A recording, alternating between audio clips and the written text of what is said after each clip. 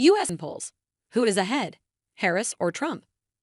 Voters in the U.S. go to the polls on 5 November to elect their next president.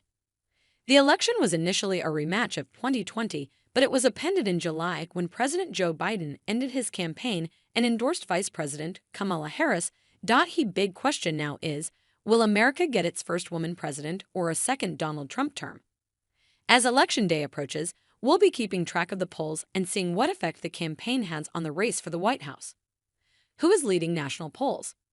Harris has been ahead of Trump in the national polling averages since she entered the race at the end of July, as shown in the chart below with the latest figures rounded to the nearest whole number.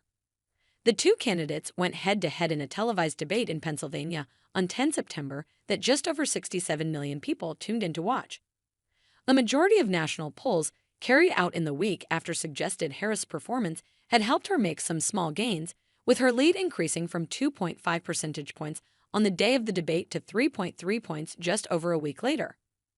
That marginal boost was mostly down to Trump's numbers, though. His average had been rising ahead of the debate, but it fell by half a percentage point in the week afterwards. You can see those small changes in the poll tracker chart below, with the trend lines showing how the averages have changed and the dots showing the individual poll results for each candidate. While these national polls are a useful guide as to how popular a candidate is across the country as a whole, they're not necessarily an accurate way to predict the result of the election. That's because the U.S. uses an electoral college system in which each state is given a number of votes roughly in line with the size of its population. A total of 538 electoral college votes are up for grabs, so a candidate needs to hit 270 to win. There are 50 states in the U.S., but because most of them nearly always vote for the same party, in reality there are just a handful where both candidates stand a chance of winning. These are the places where the election will be won and lost and are known as battleground states or swing states. Who is winning in swing state polls? Right now, the polls are very tight in the 7 states considered battlegrounds in this election, with just 1 or 2 percentage points separating the candidates. That includes Pennsylvania, which is key as it has the highest number of electoral votes of the 7 states, and therefore winning it makes it easier to reach the 270 votes needed.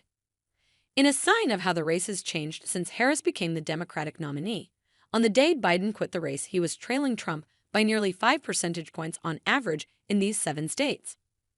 One thing to note is that there are fewer state polls and national polls being carried out at the moment, so we have less data to go on, and every poll has a margin of error that means the numbers could be higher or lower. But looking at the trends since Harris joined the race does help highlight the states in which she seems to be in a stronger position, according to the polling averages. In the chart below, you can see that Harris has been leading in Michigan, Pennsylvania, and Wisconsin since the start of August. But the margins are still small. All 3 had all been Democratic strongholds before Trump turned them red on his path to winning the presidency in 2016. Biden retook them in 2020, and if Harris can do the same this year, then she will be on course to win the election.